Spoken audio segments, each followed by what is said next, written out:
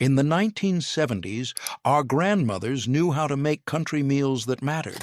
Their work in the kitchen didn't just fill plates.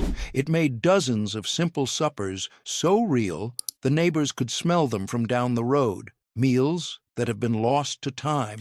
These 30 country meals might sound too complicated today, but they carried families through hard weeks. Let's rediscover why people love the first one so much, because it tastes so good that modern people can't make what Grandma made.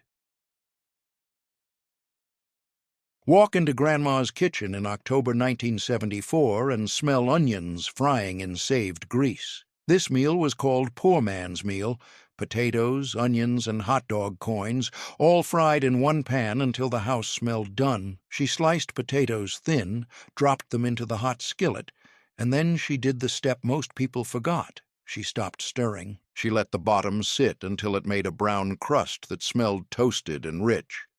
Then the onions went in to turn sweet. Last came the hot dog coins, warmed just long enough to steal that pan flavor. It cost almost nothing to feed a family, but it tasted like real comfort, salty, sweet onion, and crispy potato edges that cracked under your teeth. People stopped making it by the late 1980s when hot dogs and potatoes started sounding embarrassing, and fast food made skillet patience feel like too much work. Next is the one-pot supper. People swear they never ate, but their kitchen remembers. Walk into a 1976 kitchen on a cold night and smell tomatoes, hot dogs, and macaroni boiling into one thick red pot. Hoover's stew wasn't fancy. It was the kind of supper that made kids stop asking, "What else is there?" because the answer was, "This is it, and it's hot." The lost secret wasn't the ingredients, it was the order. Grandma browned onion first, if she had it, then added tomatoes, so the pot smelled rich before the macaroni went in. Hot dogs were sliced last, so they stayed meaty instead of disappearing into the sauce. When it was ready, the pot sounded heavy, not watery bubbles. That's how she knew it would stick to your ribs. People today try it and say it tastes like canteen food because they rush it and keep it thin. By the 1990s, boxed meals replaced it, and the one-pot smell of a real kitchen got traded for microwaves. Next is the supper with a creamy gravy nobody admits they miss. Walk into a 1973 kitchen and smell peppery meat gravy hitting hot bread. S.O.S wasn't polite, but it was powerful. One pan could turn a little ground beef into a whole supper that felt warm in your chest. The secret was how Grandma thickened it. She cooked flour in the fat first until it smelled toasted, then added milk slowly so it turned smooth instead of lumpy.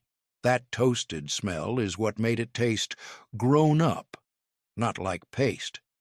Then she poured it over toast so the edges stayed crisp, while the center went soft like a blanket. People stopped making it because the name embarrassed them, and because frozen dinners made folks forget how to build gravy from scratch. But in the 1970s, this was the meal that showed up when paychecks ran out and the week still had days left. Next is the fried patty supper that made the whole house smell like fish and comfort. Walk into Grandma's kitchen in 1972 and smell canned salmon frying in hot fat with onion.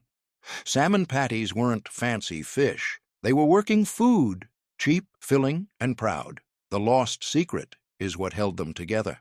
Grandma used crushed saltines, not just for binding, but for texture. The crackers made the edges crisp and the inside soft. She let the patties sit in the pan long enough to brown before flipping, because early flips break them and make them soggy. Walk into a 1975 kitchen and smell beans simmering while a jar lid pops open with sharp vinegar. Pinto beans were the base meal. Chow chow was the spark that made the bowl feel alive. Grandma cooked beans slowly, salted late, and saved the pot liquor like it mattered. Then she spooned chow chow on top, crunchy, tangy, bright. So the whole bowl woke up. Cornbread came alongside, not as a side, but as the tool. It soaked the broth, calmed the vinegar bite, and turned a thin meal into a full one. Next is the sandwich supper that smells like a frying pan and shame, and the secret is the pan gravy nobody talks about. These meals weren't recipes, they were home systems. One pot, one skillet, one jar, one trick, and every supper had a rule that made it taste bigger than it was. Now the next 5 get louder, because the pan starts doing the talking. The next meal smells embarrassing until you taste it. Walk into a 1971 kitchen and smell bologna frying until the edges curl and the pan turns brown. Fried bologna was laughed at until it hit the heat, then it became supper. The lost secret is the gravy. Grandma didn't just fry and serve, she used the brown bits in the pan. A spoon of flour stirred into the grease, cooked until it smelled nutty. Then milk or water went in slowly until it turned into a pale, salty gravy. She poured it over bread, potatoes, or whatever was there. People stopped making it because bologna became poor in the worst way, like something to hide. But in the 1970s, fried bologna was a real meal. It was hot, filling, and fast when the day ran out. Next is the noodle skillet that smells like butter and cabbage, and the trick is how long you let the noodles fry. Walk into Grandma's kitchen in 1974 and smell cabbage turning sweet in butter while noodles fry at the edges. This meal looked simple, but it tasted deep when done right. The secret is browning. Grandma didn't just boil noodles and dump cabbage. She let the noodles fry a little in the pan so they got golden spots. That toasted taste made it feel rich. Then the cabbage went in and softened until it turned silky and sweet. People stopped making it because cabbage got a bad reputation and because soft foods became boring. But the 1970s version wasn't boring. It was buttery, salty, and warm, perfect for cold nights when the pantry was thin. Next is the cornmeal supper that starts as a soft pot and ends as crisp slices, and the missing step is letting it set overnight. Walk into a 1970 kitchen and smell toasted corn hitting hot grease. Cornmeal mush started as a plain pot, but Grandma turned it into a real supper. She cooked cornmeal in water until it got thick and heavy, then poured it into a pan to cool. The lost secret is time. She let it set until it was firm. Next day she sliced it and fried it until the edges browned and crackled, crisp outside, soft inside, like a poor man's comfort cake. People stopped making it because it takes planning, and because cornmeal got pushed aside by boxed foods. But in the 1970s, fried mush was a normal supper, served sweet, served salty, served however the house needed. Next is the red rice pot that smells like tomato and pepper, and the real trick is letting the rice drink the sauce instead of stirring it. Walk into Grandma's kitchen in 1977 and smell tomatoes simmering with pepper while rice swells in the pot. This wasn't restaurant rice. This was make-it-stretch rice. The lost secret is not touching it too much. Grandma poured rice into the tomato pot and let it sit and drink. Stir too much and it turns mushy.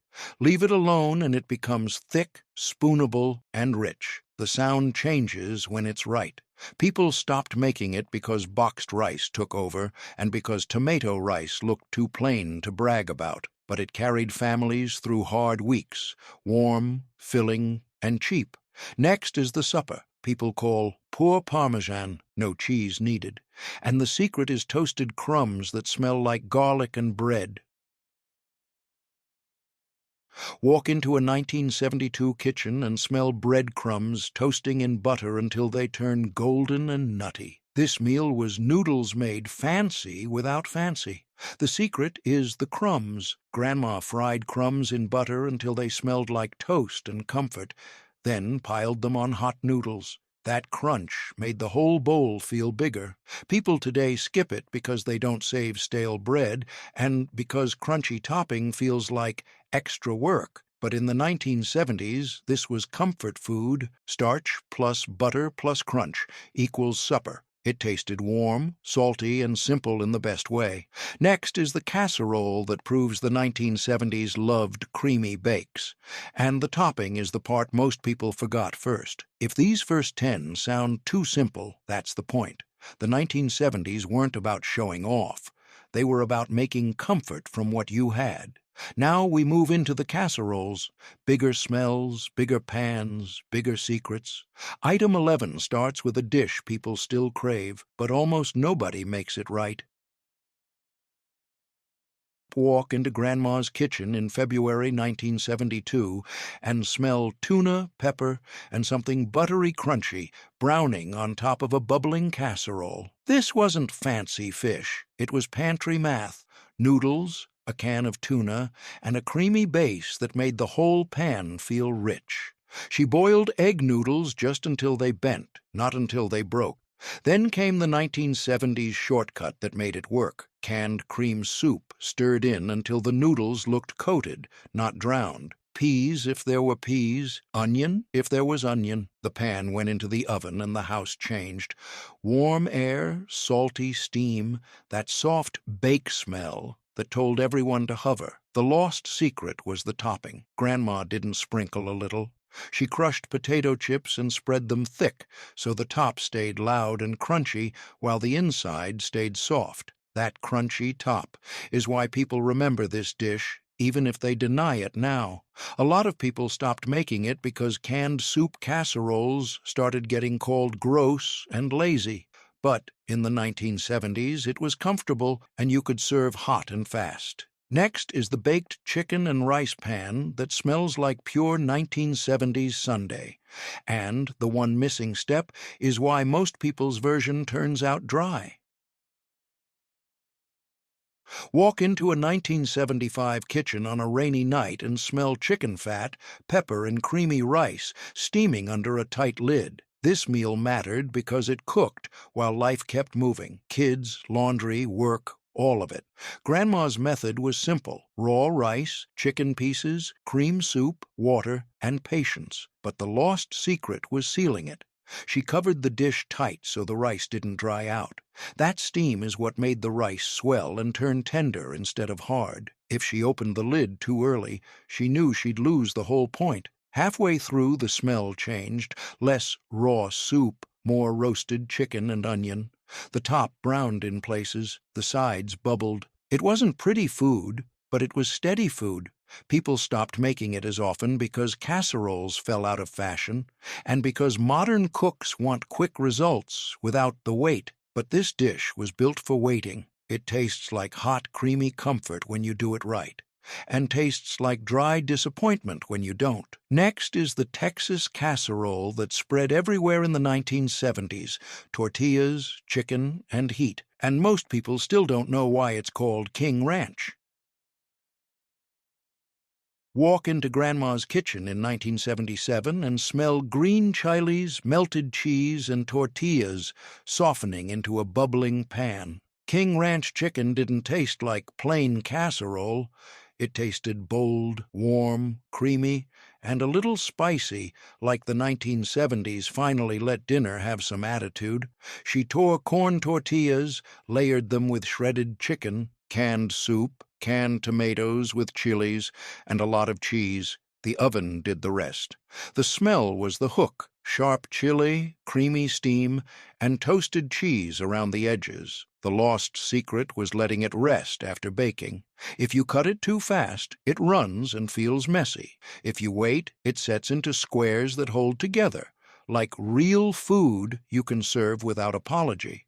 This dish is known as a Tex-Mex casserole, using chicken, canned soup, tomatoes with chilies, cheese, and tortillas. People cook healthier, but many stopped making the classic because it's tied to canned food cooking. Still, the smell is burned into memory for a reason. Next is the Midwest pan, with the crunchy top that kids fought over, and the fight was always the same: crispy tots or soft tots. Hot dish. Walk into a 1976 kitchen in the upper Midwest and smell beef, onion, and that frozen potato top turning crisp in the oven. Hot dish wasn't a joke. It was the way you fed a family when time was tight and the weather was mean. Ground beef browned first, then cream soup, then vegetables. Then the tater tots lined up like little soldiers across the top. When it baked, the house smelled like warmth you could trust. The lost secret was spacing the tots. If you jam them together, they steam and go soft. If you leave space, they crisp. That crisp top is why people still remember this meal, even if they pretend they don't. Hot dish is specifically associated with the upper Midwest, especially Minnesota and nearby states. People stopped making it as often because it became a meme and because frozen food casseroles got labeled bad. But in the 1970s, nobody cared about labels. They cared about hot food and full plates. Next is the stew everybody calls by a different name: goulash, slumgullion, American chop suey. And the secret is what you add at the very end. Walk into Grandma's kitchen in 1973 and smell tomatoes, beef, and paprika simmering into a thick pot that fogs the windows. This meal had 100 names, but the job was always the same: make 1 pound of meat feel like it could feed everybody twice.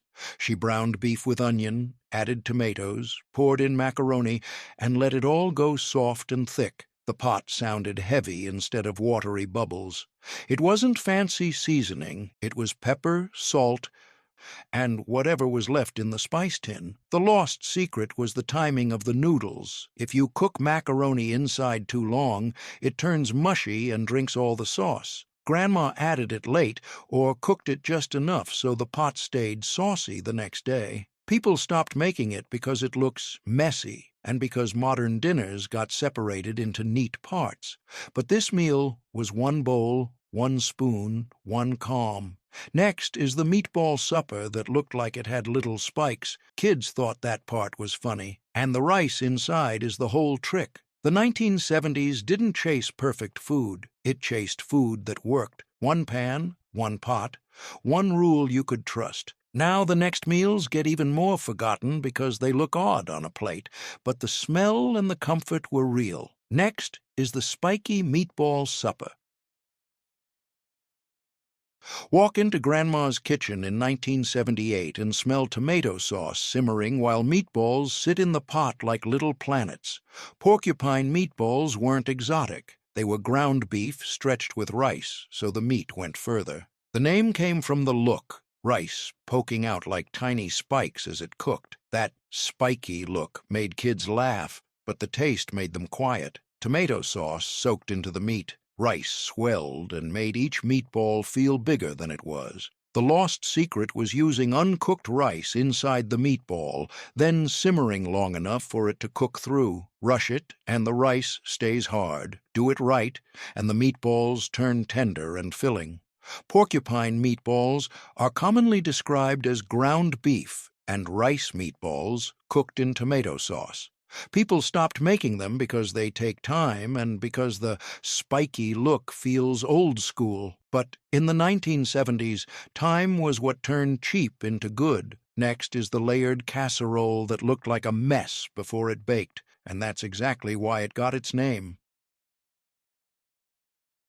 Walk into Grandma's kitchen in 1971 and smell beef, tomato, and potatoes baking together into one heavy, homey pan. The shipwreck casserole looked like chaos going in, layers of whatever you had, but it came out like supper: ground beef, sliced potatoes, onion, a canned tomato base, sometimes vegetables. The lost secret wasn't the ingredients, it was the layering. Grandma put potatoes in a way that let them cook through, and she covered it so the top didn't dry out before the bottom got tender. The name shipwreck gets explained in a lot of ways, and the truth is, there isn't one clean origin story everyone agrees on. What is true is the concept. Use what you have, stack it, bake it, feed people. That's why it feels like it belongs to 1970s kitchens. It's practical, forgiving, and hot. Next is the meal that smells like the army and tastes like childhood at the same time, and people still argue if it was disgusting or perfect. Walk into Grandma's kitchen in 1970 and smell salty dried beef warming in a thick white gravy. The air is peppery, starchy, and hot, like the whole room just turned into a canteen without asking permission. You hear the pan talking, a quiet hiss when the fat hits heat, the soft scrape of a spoon, the low clink of toast landing on a plate. This dish had two lives: military food and home food. And that's why people still have strong feelings about it, because it carries memory in two directions at once. The method was simple, but the execution was everything. Butter or fat in a pan, the flour cooked until it smelled toasted, milk added slowly until it turned smooth. Then the chipped beef went in, salty, strong, and unforgettable. Toast underneath so it could soak and turn soft. It wasn't a presentation. It was architecture, bread as the foundation, gravy as the weight, meat as the punch, and Grandma didn't rush the roux. That was the difference between comfort and paste. She let the flour cook just long enough to lose the raw smell, long enough to make the kitchen smell faintly nutty, like something is being built, not just heated. Then she poured the milk in a little at a time, stirring until the sauce stopped looking thin and started looking confident. The lost secret was restraint, rinsing the beef quickly or using less salt because the meat carried its own salt. Grandma knew how to balance it so it tasted creamy instead of harsh. She didn't try to make it fancy, she tried to make it livable, so the first bite didn't slap you, it held you. This was also a dish with an attitude. You could love it, hate it, or joke about it, but it never landed in the middle. And the nickname didn't help. Once a food becomes a punchline, people stop serving it in public, even if it still works in private. That's how a meal gets pushed out of the family story. Not because it failed, but because somebody learned to feel embarrassed about it, and dried beef itself isn't something most people keep around now, which matters more than people admit. When an ingredient disappears from the normal shopping rhythm, the recipe doesn't just become old, it becomes inconvenient to even remember. But the comfort factor is real, because when this hits the table, it does what it always did. It turns a plain slice of toast into something that feels like a full meal, fast. It's warm, heavy, salty, and steady, exactly the kind of food that quiets a room. Next is the bean soup that turns a whole week into one pot.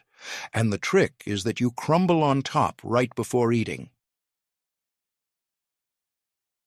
Walk into a 1974 kitchen in winter and smell ham bone steam rising while beans simmer all day. The windows haze up at the corners, the lid sweats, the stove makes that steady, patient, like it's counting something older than minutes. This meal mattered because it didn't just feed one night, it fed days. It didn't ask you to decide dinner. It decided for you the moment that pot went on. We're covered. Grandma started with a bone. Ham bone, pork bone, anything with history on it, not because it was romantic, because that bone was flavor you didn't have to buy twice. She let it simmer until the water tasted like meat, until the broth went from clear to cloudy and the kitchen smelled like warmth, even when the rest of the house stayed cold. You could tell it was working without checking. The smell climbed the hallway, then sat there like a guard. Then the beans went in. Not a fancy entrance. Just poured, rinsed, and committed. The pot worked slowly. The smell got deeper every hour. You didn't need a clock. The smell told you. It told you when the beans started softening, when the salt moved through the pot, when the bone gave up everything it had. Every time the lid lifted, the steam hit your face and your glasses fogged like the kitchen was trying to keep its secrets. And the secret wasn't just let it cook. The secret was what she was building. A bowl that could hold a body together. She wasn't chasing perfect texture.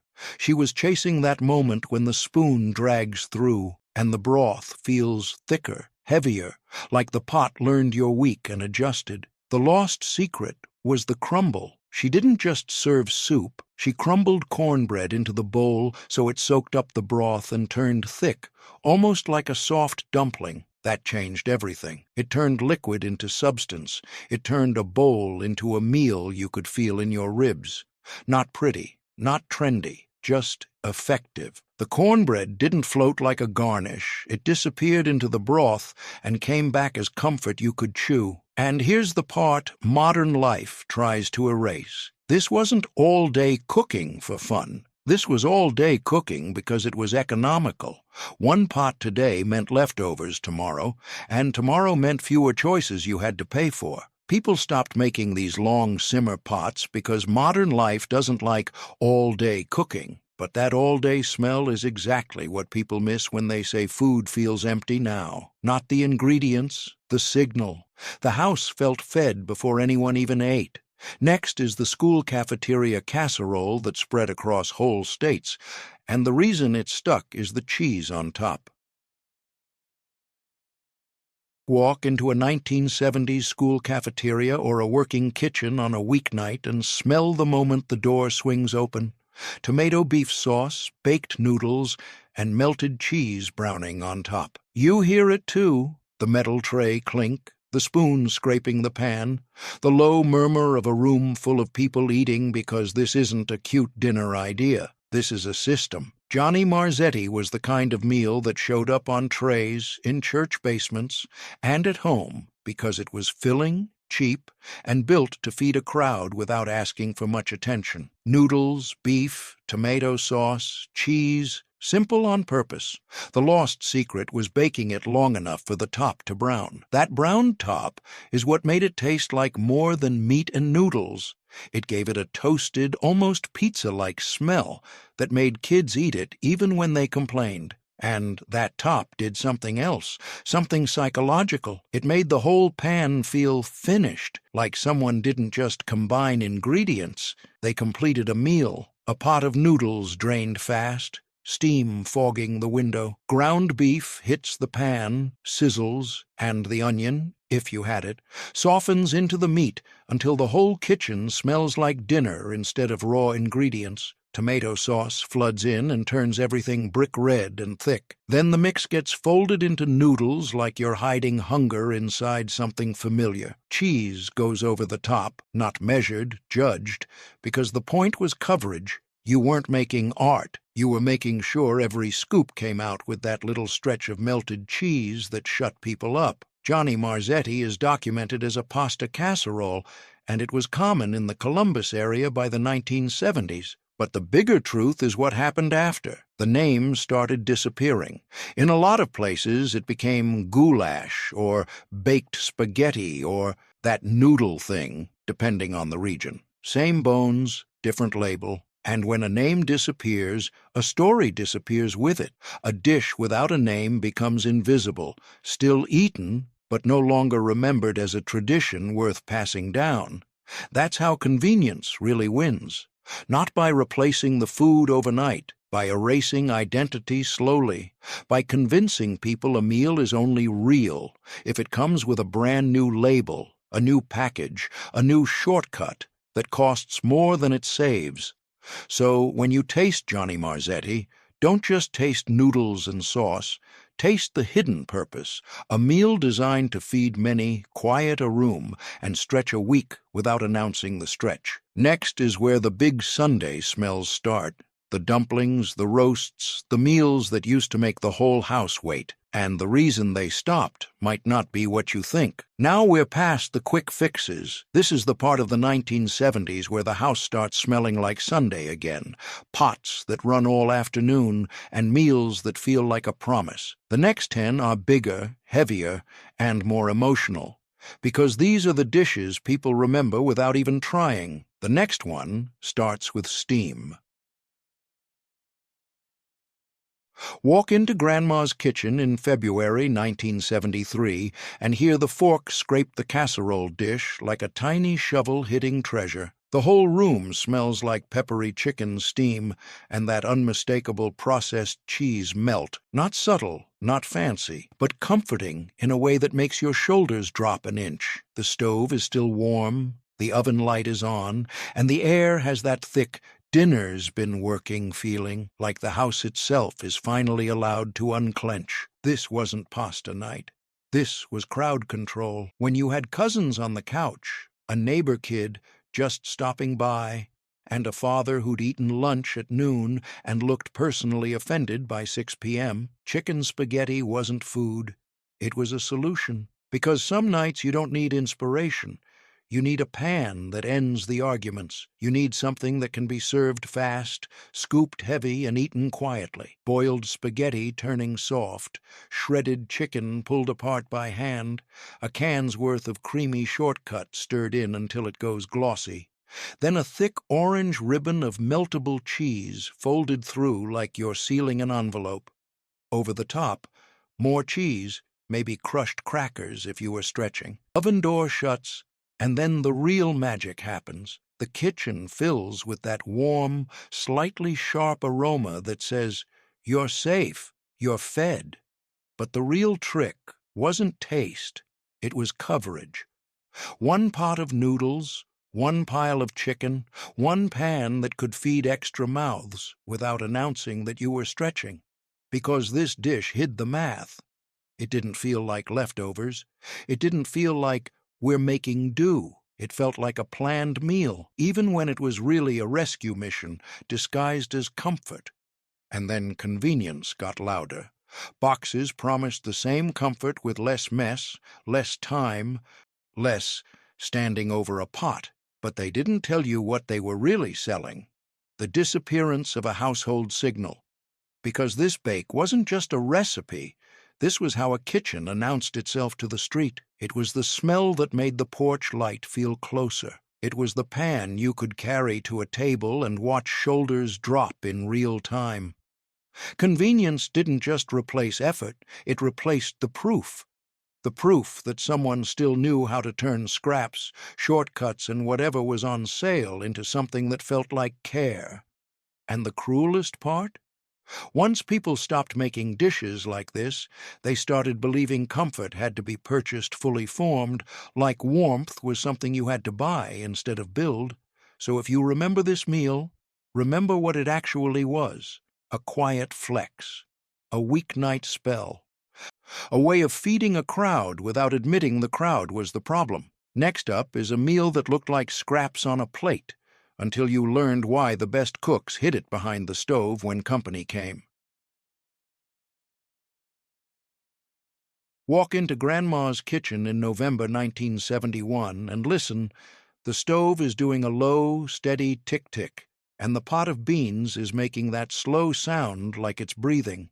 The air carries smoky salt and onion, and if you get close, you catch the warm, earthy smell that says, "This has been working all day." The windows fog a little, the lid sweats. The whole room feels like it's been held together by heat. This was the kind of dinner you didn't decide to make at 5 p.m. This was a meal you committed to before breakfast, because it wasn't about speed. It was about staying power. It was about making sure there was something waiting at the end of the day that didn't ask questions about how hard the day had been. Grandma didn't measure, she evaluated. Beans rinsed, then soaked, or just simmered forever. A piece of pork for flavor if you had it, or nothing at all if you didn't. The onion softens into the broth, pepper, maybe a pinch of sugar if she was trying to calm the edge. Every so often she'd lift the lid, stir once, and the smell would surge up like proof the kitchen was still in charge. And then cornbread, hot pan, batter hiss, the crust forming fast, the kitchen suddenly smelling like toasted grain and childhood. Not a sweet bakery childhood, real childhood. The kind that sounds like chairs scraping and someone calling your name twice because you didn't answer the first time. The real luxury wasn't meat. It was time. Time to let something become more than its ingredients. Time to let the broth turn into something you'd sop with cornbread until the bowl was clean enough to put back in the cabinet. Time to let the beans thicken and darken. To let the flavors argue quietly until they agreed on one thing: comfort. And the pot liquor, that rich, salty bean broth, wasn't an afterthought. That was the point. It was the part that warmed your hands through the bowl, the part that made cornbread feel like it belonged to something bigger than itself. You didn't waste it. You chased it. You tipped the bowl at the end like you were collecting the last of something important. But the 1970s didn't just bring convenience. They brought a new social rule. If it's cheap, it must be embarrassing. So bean supper got labeled poor, even when it carried whole families through cold months. Convenience didn't just sell speed, it sold a new kind of pride. Pride that didn't come from feeding people well, but from looking like you didn't have to stretch. And today, people chase slow food like it's a trend while ignoring the original blueprint sitting right here. Quiet, economical, and brutally effective. Coming next, a casserole that wasn't mixed. It was stacked like a secret, and every layer told you what the pantry looked like that week.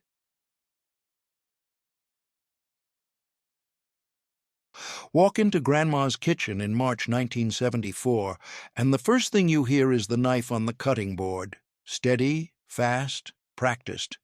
The second thing you smell is tomato and beef warming together, the kind of scent that climbs into your hair and stays there until bedtime. Then comes the third thing you never forget, the oven door opening with that heavy whoosh, like the kitchen itself is exhaling heat. Shipwreck dinner wasn't named because it was fancy. It was named because it felt like you dumped your entire pantry onto one pan and prayed the oven made it work. Slices of potato laid down like shingles, ground beef scattered, onions, whatever vegetables were sitting around and needed to stop being almost bad. Then tomato soup or sauce poured over the top like a red tide, seeping downward while the oven turned the whole thing into something cohesive. You didn't stir it. You trusted it, because a pan like this didn't just feed people. It proved the kitchen could still win. That's what made it powerful. It taught a generation that dinner didn't require perfection. It required structure. A hot pan, a cheap protein, a starch, a salty, acidic binder. Heat long enough, and the mess becomes a meal.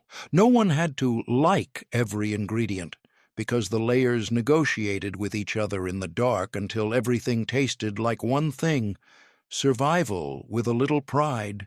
And it wasn't only about taste, it was about noise and rhythm, the quiet tap of a spoon against the pot, the thunk of the casserole dish hitting the oven rack, the moment you cut into it and hear the softened potatoes give way. Proof it cooked through, proof you didn't waste what you had. You could stretch it across plates with a single confident scoop, and nobody at the table could tell which layer started as leftovers. The modern world hates this kind of food because it can't be branded cleanly. It's not one neat recipe card with a single identity. It's a method. Use what you have, layer it, bake it, feed people. That's also why it fell out of conversation, because convenience culture prefers you to buy an identity in a box, not build one from leftovers. A box sells certainty. A layered pan demands judgment. And if you're wondering whether this dish has one true origin story, most people admit the history is unclear, which is honestly perfect. Shipwreck wasn't invented by one genius. It was invented by necessity, repeated until it became tradition. Next is the one that smelled like company's coming, even when your wallet said the opposite, and it used a can in a way people won't admit anymore. Walk into Grandma's kitchen in August 1972, and you can hear the pan talking before anyone says a word. Butter hiss, flour whisking, milk thickening into a pale sauce that looks plain, until the meat goes in and the whole kitchen suddenly smells like salt, pepper, and hot starch. It's not a pretty smell. It's a working smell. The kind that tells you this meal is here to do a job. S.O.S. is the kind of meal people joke about today, but back then it was serious. It was what you made when you needed dinner to be hot, fast, and filling, and you didn't have the luxury of pretending that simple meant less, because the real emergency wasn't the recipe. The emergency was the day. Late hours, tired bodies, mouths that needed feeding whether the mood was good or not. The ritual was almost military. Toast down first, because toast is structured. Toast isn't garnished here. Toast is the platform, the foundation, the thing that turns sauce into a meal you can pick up and finish. Then the sauce, white, glossy, pepper-speckled, poured over like a blanket. Chipped beef stirred through so every bite carries that cured. Salty punch that makes your mouth water, even if you swear you're not hungry. If Grandma had it, maybe peas on the side, or canned green beans heated until they sighed. Not because they were exciting, but because green on the plate made everyone stop asking questions. And listen, this meal wasn't built for applause. It was built for silence. The kind of silence that comes when a family finally stops moving for 5 minutes.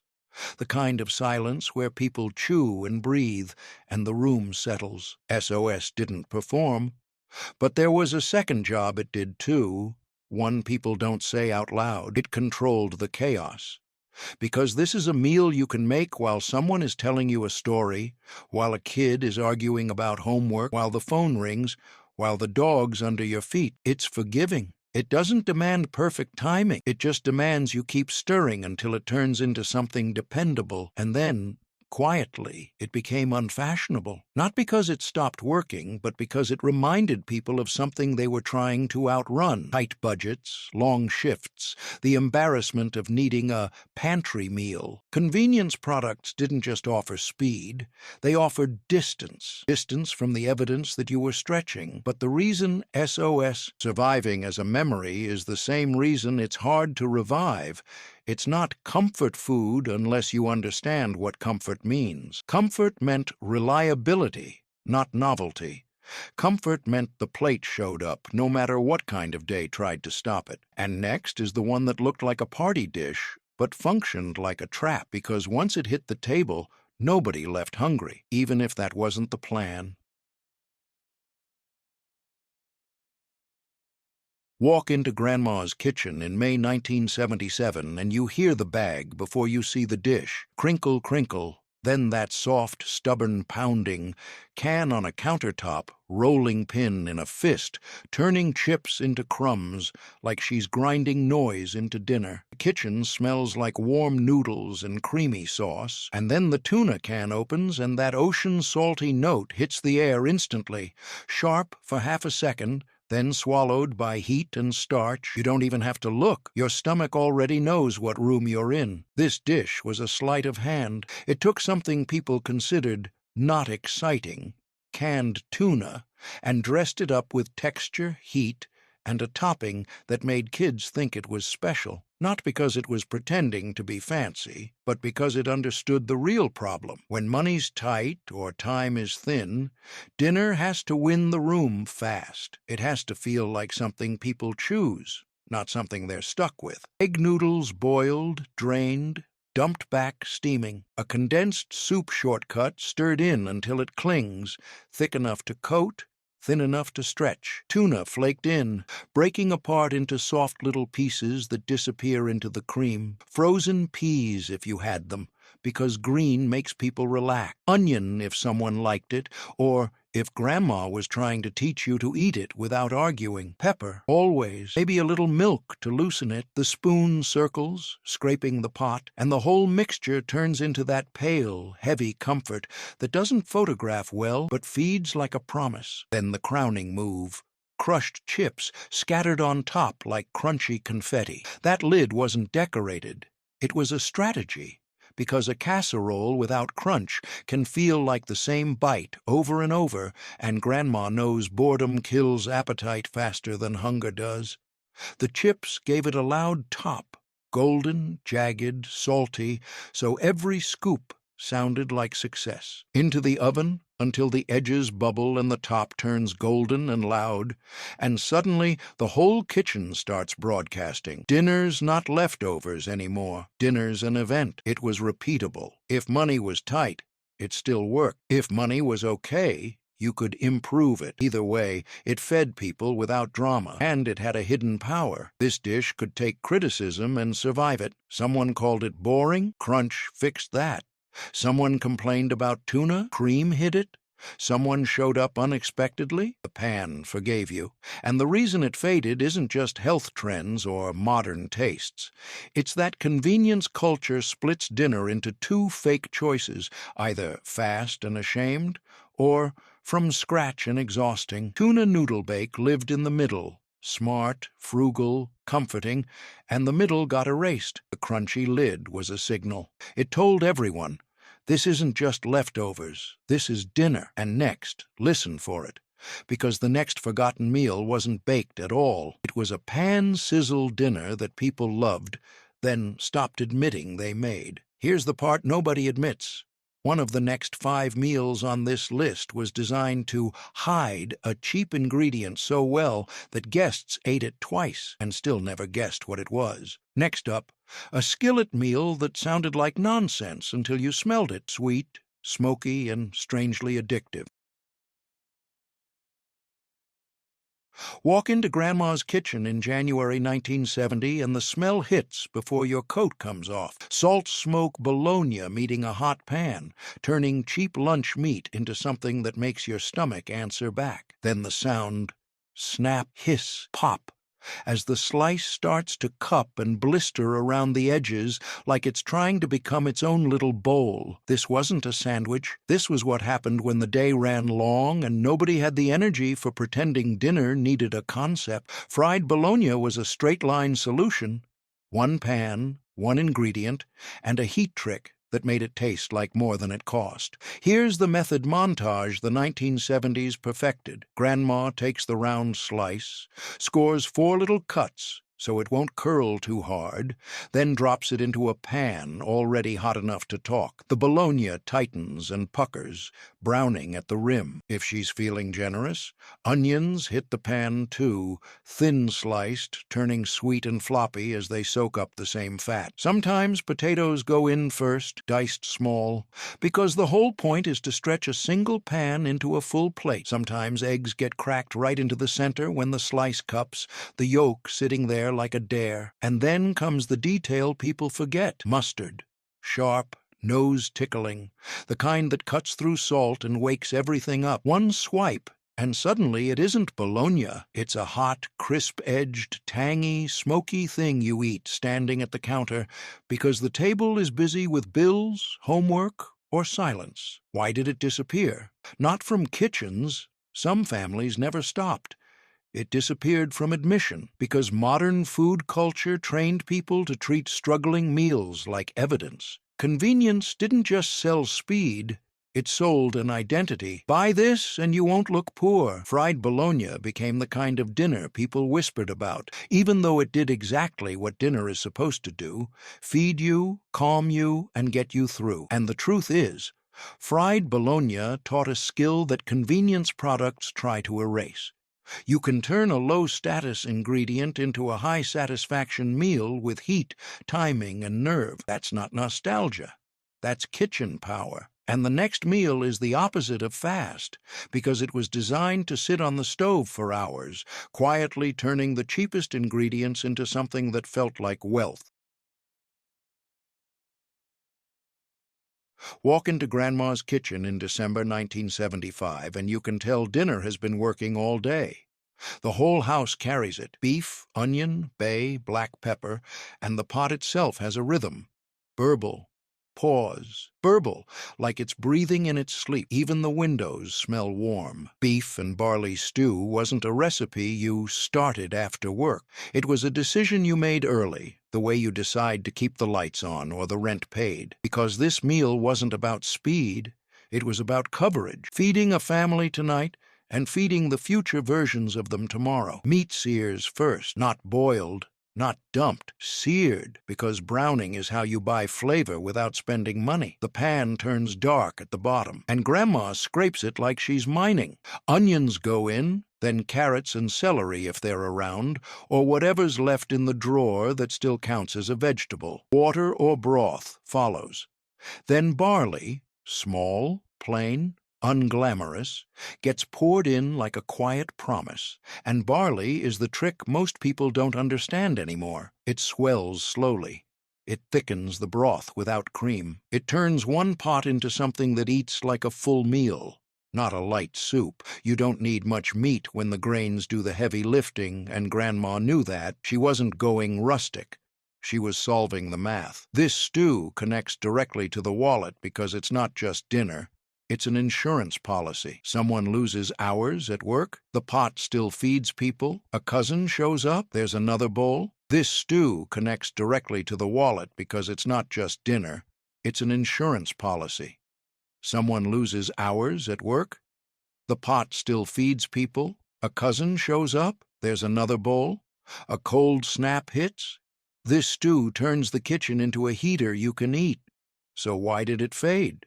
Convenience taught people to fear long simmering. It framed patience as inefficiency. It made occupied stove sound like a problem instead of a plan. And worst of all, it made people forget the old rule. The longer a pot works, the less you have to. Because a long simmer meal doesn't just make food, it makes a house feel stable. It makes the air smell like someone is in charge. Walk into Grandma's kitchen in June 1978, and you hear the refrigerator shelf clack as she slides out a bowl that jiggles like it's alive. The light catches it, pastel, glossy, suspiciously cheerful. And the smell, cold fruit sweetness mixed with that tangy dairy note, like dessert and side dish, got forced into the same handshake. This wasn't dessert, and it wasn't exactly a vegetable situation either. In the 1970s, it lived in a third category, potluck engineering, a dish designed to travel, to sit out, to stretch, and to start conversations. The method montage is pure era. Flavored gelatin gets mixed and cooled just enough to thicken. Cottage cheese gets folded in, curds floating like little white pebbles in a bright lake. Crushed pineapple or canned fruit gets drained and added because canned fruit meant you could have fresh, even when the season said no.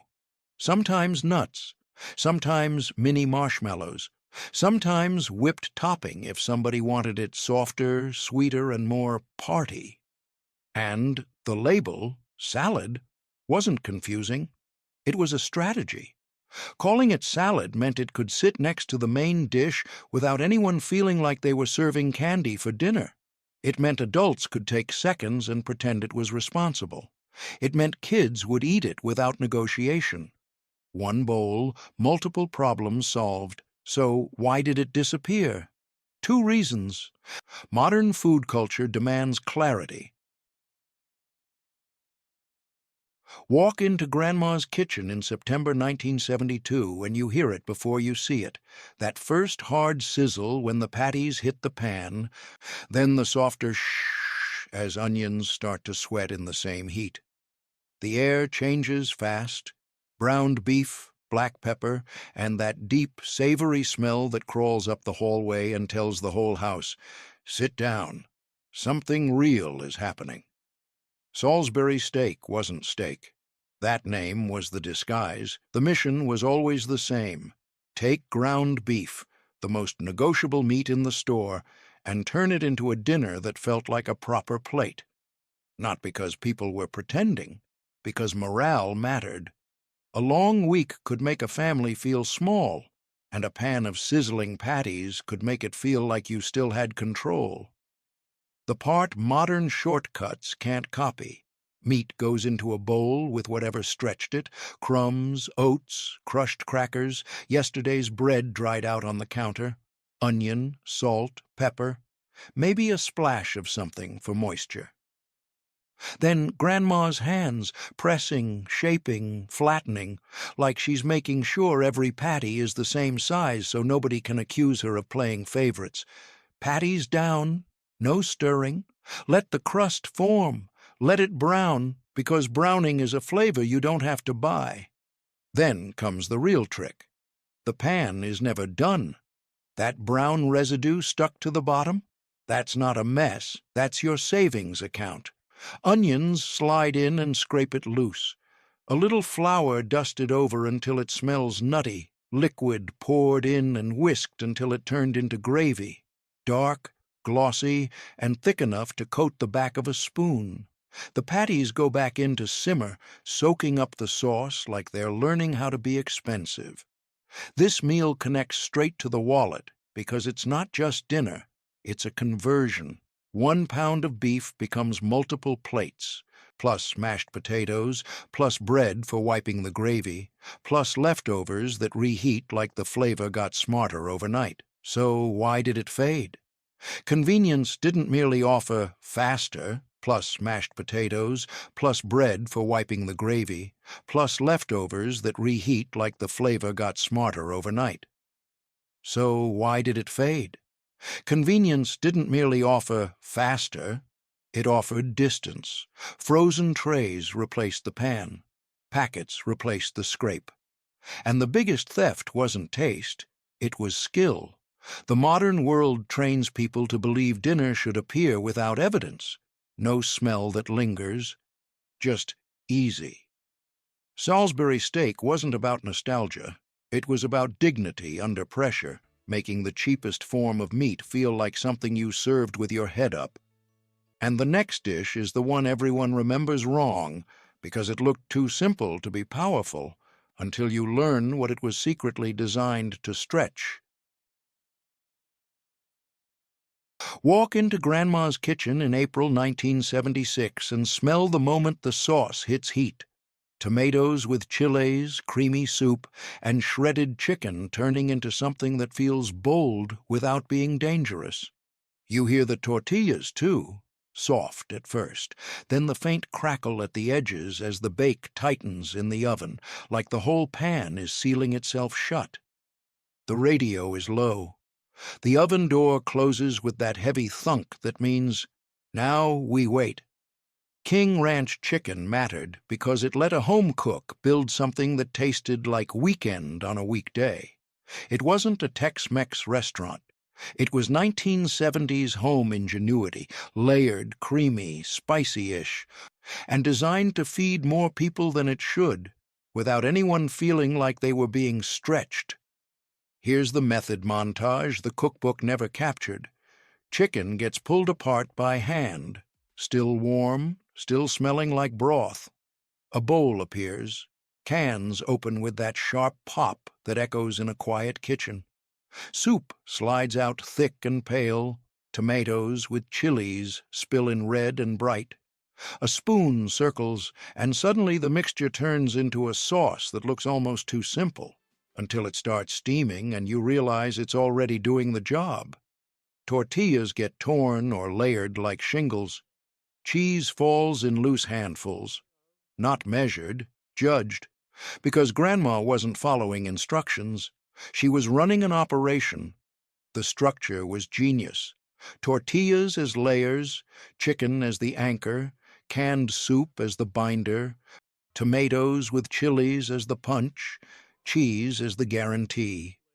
It didn't need precision, it needed assembly, and once it baked, it became sliceable, shareable, and repeatable. One pan that could cover dinner, leftovers, and the neighbor who just happened to be nearby, right when the house started smelling good. And that smell? That was the real broadcast, before texts, before group chats. This casserole was how a kitchen told the block, there's food here, there's warmth here. So why do fewer people make it now? Not because it stopped being good, because it became too many cans, and modern culture treats cans like a moral failure. Convenience didn't just replace effort, it replaced confidence. It trained people to believe that if dinner isn't quick, it's irresponsible. And if it uses shortcuts, it's embarrassing.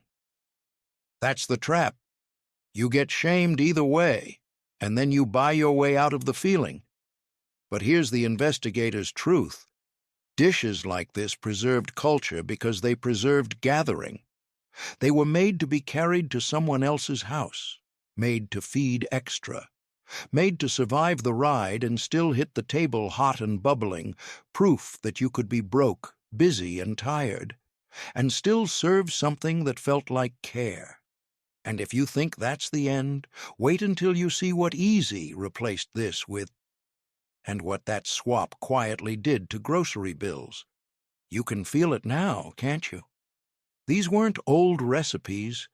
They were systems, ways families turned a thin paycheck into a full table, ways a kitchen proved it was still in control. And the strangest part is what replaced them. Not better food, just easier stories. Boxes, pouches, drive-thrus,